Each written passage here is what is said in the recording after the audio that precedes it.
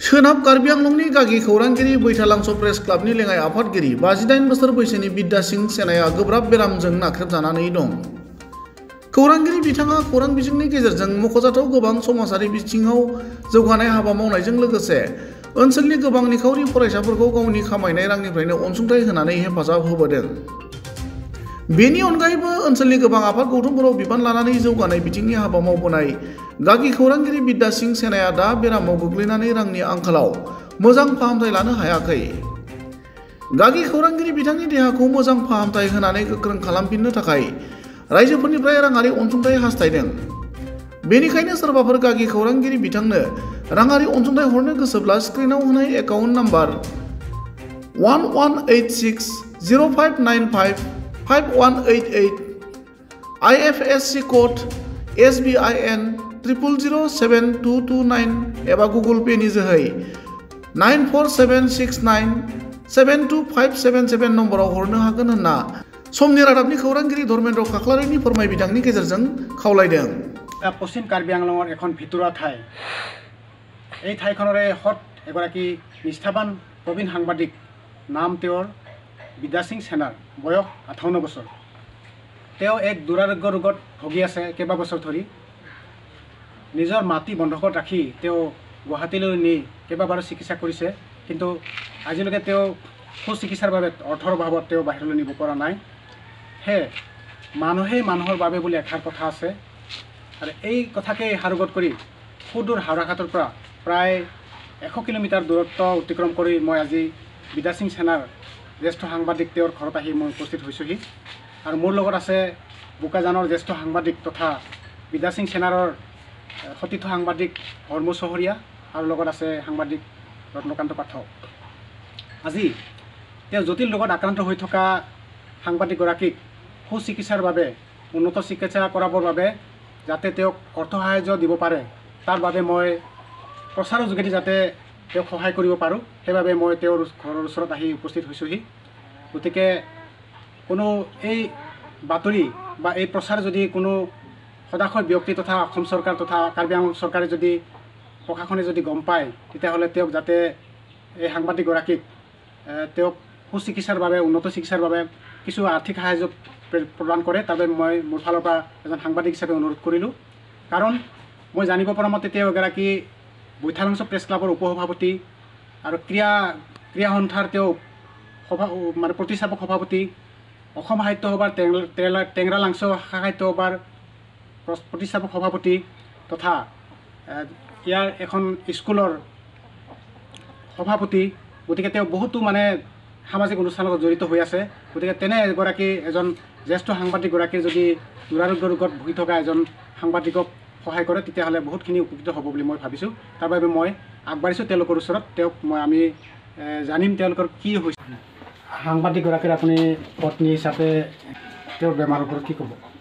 কি ক'ম আৰু ছাৰ, আজি 4 মাহ হ'ল ঔষধ পাতি গোটেই গৰু বেচিলোঁ, মাটি বেচিলোঁ, পৰিয়ালৰ পৰা অলপ সহায় পাইছোঁ আৰু চৰকাৰৰ পৰা আৰু পাৰ্টীৰ ফালৰ পৰা কোনো সহায় পোৱা নাই।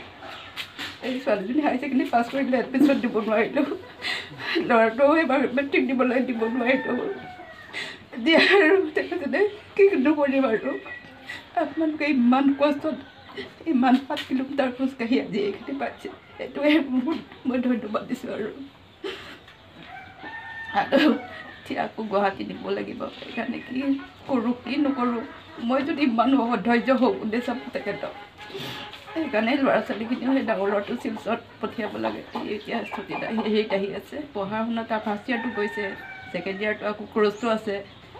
এই কোৰ্চটো কেনেকৈ চলাম, তেখেতকো কেনেকৈ কি কৰিম, সেইটোকে চিন্তা কৰি আছোঁ আৰু চলাবতো লাগিব। শুভাকাংক্ষী ৰাইজৰ পৰা কিবা আবেদন? ৰাইজৰ কিবা এটা সহায় কৰে আৰু আপোনালোকৰ ফালৰ পৰা এইটোৱে ধন্যবাদ নক'ম আৰু। চৰকাৰৰ ফালৰ পৰা কিবা যি পাৰে সহায় কৰিব লাগে। এইটো আৰু চৰকাৰে যদি আপোনালোকৰ আশীৰ্বাদত কিবা এটা সহায় কৰে, এইটো বহুত ধন্যবাদ আৰু আৰু ঠিক আছে। বৰ্তমান কি কেনেকুৱা হৈ আছে আপোনাৰ দেহাটো? দেহাটো একেবাৰে বেয়া। একদম মোৰ কিডনি প্ৰব্লেমটো আছে, চকুৰ প্ৰব্লেম আছে আৰু এই তেজটো কমি যায়। মাজত নগাঁও নাৰ্ছিং হোম এখনত 3 ইউনিট ব্লাড ল'লোঁ, লোৱাৰ পিছতে গাটো ষ্টেবল হৈ আহিছিলে। পাছত আকৌ 7 পইণ্ট লৈ নামিলে। কেনেবাকৈ এতিয়া বেজি লৈ অকণমান আৰাম পাইছোঁ। মানে উন্নত চিকিৎসাৰ কাৰণে যিটো দূৰত নিব লাগে তাৰ কাৰণে টকা পইচাৰ ক্ষেত্ৰত অসুবিধা হৈছে আৰু অসুবিধা বহুত অসুবিধা। মোৰ মানে নগদ চিকিৎসা কৰিব যাওঁতে এই গাই গৰুকেইজনী আছিলে, বিক্ৰী কৰি পেলাই গ'লোঁ। তাৰপিছতে চিকিৎসা আৰম্ভ কৰিলোঁ। তাৰপিছত ওলাই আহিবলৈ উপায় নাই। তেতিয়া মিছেছে এই ৰোৱা ধান আছিলে আমাৰ, সেইটোকে বন্ধক দি দিছিলে, মানে খেতি মাটি। তাৰপিছতে আমাৰ এইটো তামোল বাগান, দুটা তামোল বাগান বিক্ৰী কৰি পেলাই বন্ধকত দি পেলাই আকৌ গুৱাহাটী চিকিৎসা কৰি আছোঁ। এনেকুৱা পৰ্যায় হৈছে, সৰু ল'ৰাটো পঢ়াই এৰাই দিলোঁ, দিব পৰা নাই। ছোৱালীজনী এৰাই দিলোঁ, পঢ়া শুনাও এৰাই দিবলৈ হৈছে।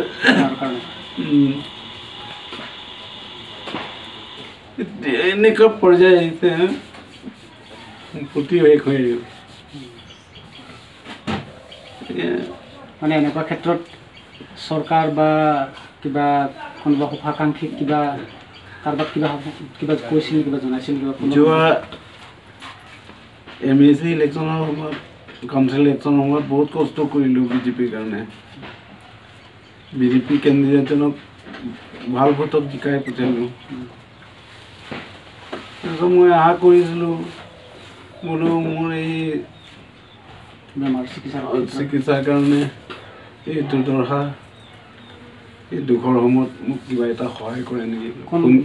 বিধায়ক মই MSc প্ৰভাত চন্দ্ৰ, তেখেতক ফোন কৰিছিলোঁ। বোলো ছাৰ, মই এনেকুৱা অৱস্থা বেয়া আৰু তেজৰ নাই, তেজ ল'ব লাগিব, নাৰ্ছিং হোমত ভৰ্তি কৰিব লাগিব, কিবা এটা সহায় কৰিব। তাৰপিছতে MLA কোন আছে বিধায়ক? বিধায়কটো ৰূপসিংটো, তেখেতৰ পৰা একো নাই। এইবোৰ মোৰ সহায়টো বাদেই, এই আপোনালোকে অহা দেখা পাইছে ৱেটিং ছেট, বহুত আবেদন কৰিছোঁ MLA ফাণ্ডৰ পৰা, ৱেটিং ছেট এটা দিয়ক ৰাইজৰ কাৰণে। ল'ৰা ছোৱালী স্কুললৈ যোৱা ল'ৰা ছোৱালীৰ বাহিৰাখনত বহিবলৈ জেগা নাই, মই সঁহাৰি নাপালোঁ। উপায় নাপায় মই নিজা পুঁজিৰে ইফাল হেৰি কৰি পেলাই ৱেটিং ছেট বনাইছোঁ। আপুনি বেমাৰটো কিডনিৰ কথা কৈছিলে আৰু চকুৰো প্ৰব্লেম? হয়, চকুৰ চকুৰটোত আপোনাৰ ৰেটিনা প্ৰব্লেম আছিলে। তাৰপিছতে নগদ নোৱাৰিলে, ৰেটিনা ডক্টৰ নাই, গুৱাহাটীত গ'লোঁ শংকৰদেৱ নেতালয়ত। তাৰপিছতে বাওঁফালৰ অপাৰেশ্যন হ'ল, সোঁফালৰটো আপোনাৰ অপাৰেশ্যন আছিলে। এইটো আপুনি অলপ আগতে যিটো বিধায়ক বা MSCৰ ওপৰত যিটো ক'লে, কিবা এতিয়াও কিবা আবেদন জনাব নেকি বা কিবা ক'ব নেকি, বা চৰকাৰ হওক বা শুভাকাংক্ষীৰ ক্ষেত্ৰত কিবা? মই আমাৰ স্থানীয় MSC তথা বৰ্তমানটো কাৰ্যবাহী অফিচাৰ প্ৰভাত চন্দ্ৰ ছাৰক মই কাটৰ অনুৰোধ কৰিছোঁ, আৰু স্থানীয় ৰূপসিংকৰণ দেৱকো মই কাটৰ অনুৰোধ কৰি আছোঁ, কিছু হ'লেও চিকিৎসা কৰাৰ বাবে সহায় কৰক। আৰু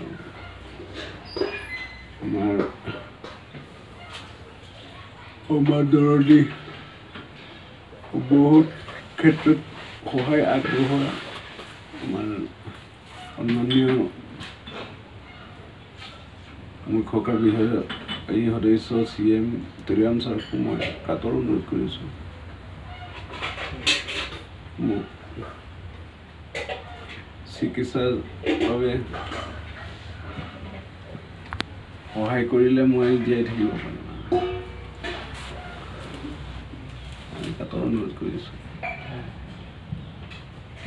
চিকিৎসাৰ বাবে সহায় কৰিব পত্ৰ কিনি দিয়া পৰ্যন্ত মই নিজে দেখিছোঁ এইখিনি সহায় কৰে তেওঁৰ সহায়তে বহুতে এতিয়া ডাক্তৰ হৈছে কিছুমান বহুত ডাঙৰ চাকৰিয়াল হৈছে কিছুমান বহুত প্ৰতিষ্ঠিত ব্যৱসায়ী হৈছে বহুত আনকি ৰাজনীতি কৰা মানুহেও তেওঁৰ পৰা সহায় লৈ পেলাই ৰাজনীতিৰ ক্ষেত্ৰত প্ৰতিষ্ঠিত হৈছে আৰু বিভিন্ন বেমাৰী ৰোগী তেওঁ নিজে নিজৰ টকা খৰচ কৰি গুৱাহাটীলৈ তেজপুৰলৈ নগাঁৱলৈ নি পেলাই চিকিৎসা কৰা মই নিজে জানো প্ৰত্যক্ষদৰ্শী কিন্তু আজি এই অৱস্থাত তেওঁ এটা অসুস্থ হৈ আছে কিন্তু কোনেও তেওঁক মানে সহযোগ কৰাৰ চেষ্টা কৰা নাই সহায় কৰা নাই আনকি খবৰ লোৱা নাই বহুতে সেইকাৰণে তেওঁ মনত বহুত দুখ পাই আছে টকা পইচা নালাগিলেও মাতষাৰ দিলেও তেওঁ সন্তুষ্ট হ'লহেঁতেন আৰু মই আশা কৰোঁ আমাৰ কাৰ্বি সাহিত্য পৰিষদৰ মুখ্য কাৰ্যবাহী সদস্য তুলিৰাম ৰমহান তেখেতে এই ক্ষেত্ৰত তেখেতক অলপ চিনিও পায় তেখেতে অলপ সহায় কৰিব বুলি আশা কৰিছোঁ লগতে আমাৰ স্থানীয় বিধায়ক ৰূপ সিং তেলেঙেও সহায় কৰিব লাগে আমাৰ এইটো দাবীও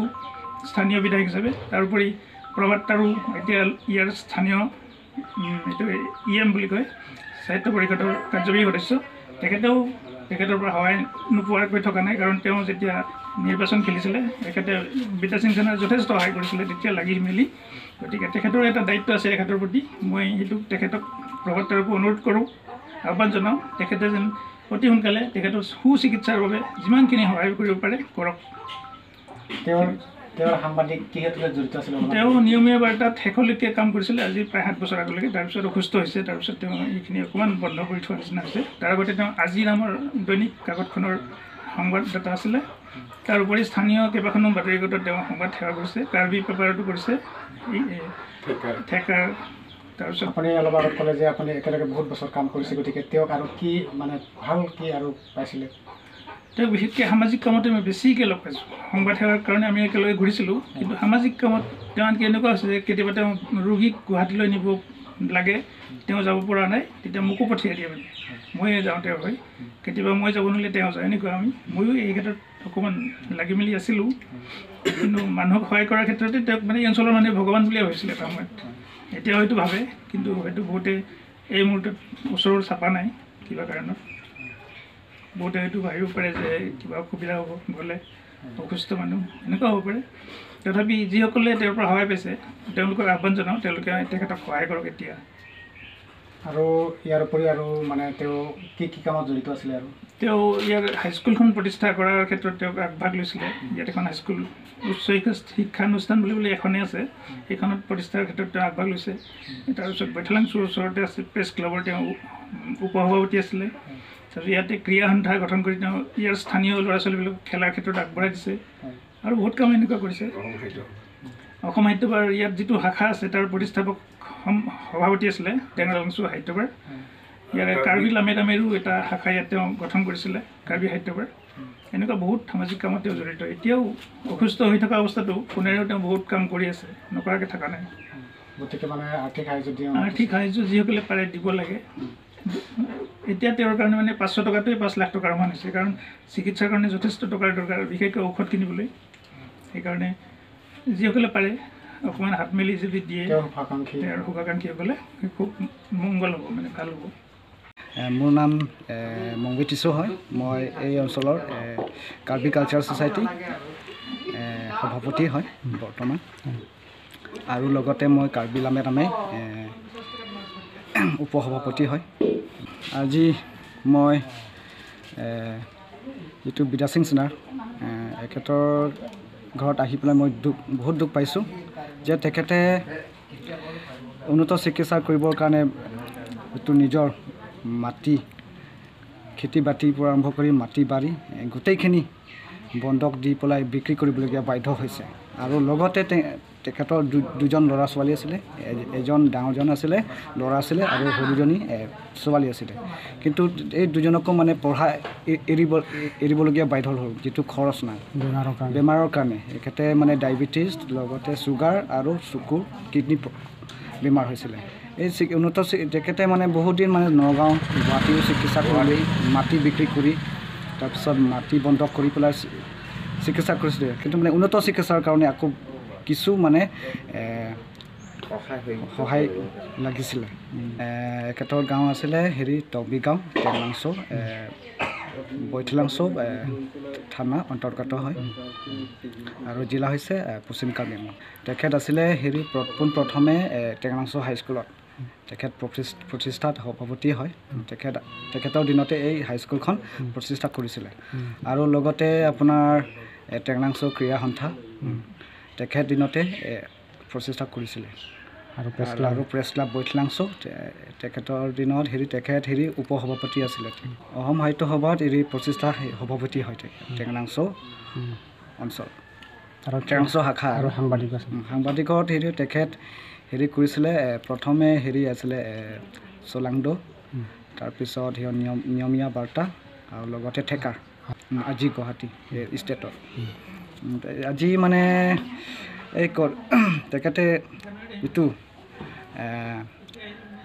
যিটো বেমাৰ নোহোৱাৰ আগতে তেখেত বহুত কাম কৰিছিলে ৰাইজৰ কাৰণে বহুত সহায় আগবঢ়াইছিলে তেখেতৰ সহায়ত এজন ডক্তৰ হৈছিলে লগতে কিছুমান যিটো চৰকাৰৰ আঁচনিবিলাক আৰম্ভ কৰি কিছুমান কামখিনি বহুত সহায় কৰিছে যিটো দুখীয়া ৰাইজৰ কাৰণে এতিয়া তেখেতৰ কাৰণে এতিয়া কোনো মানুহে তেখেতৰ মানে চিকিৎসা যিটো উন্নত চিকিৎসাৰ বাবে কোনো তৰফৰ পৰা অসহায় চকু মেলি চোৱা নাই অসহায় হৈ পৰি আছে আৰু গতিকে মই ভাবোঁ এতিয়া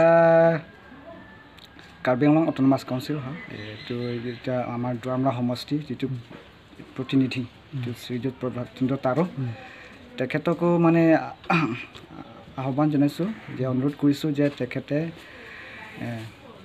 যিমান পাৰফকে যিটো এখেতৰ উন্নত চিকিৎসাৰ বাবে যাতে কিছু আগবঢ়ায় তাৰ বাবে আমি অনুৰোধ কৰিছোঁ এইটো আমি পৰিয়ালৰ তৰফৰ পৰা আৰু লগতে কাৰ্বি আংলং অট'নমাছ কাউন্সিলৰ CEM ডক্টৰ তুলিৰাম ৰহাং তেখেতৰ কাৰণে আমি অনুৰোধ কৰিছোঁ যে এই বিদাসিং সেনাৰ এখেতৰ চিকিৎসাৰ বাবে মই এপিল কৰিছোঁ আৰু আহ্বান কৰিছোঁ যে অনুৰোধ কৰিছোঁ যাতে আপোনালোকে সহায় আগবঢ়ায় এইটো উন্নত চিকিৎসাৰ কাৰণে কিছু আগবঢ়াবৰ কাৰণে মই অনুৰোধ কৰিছোঁ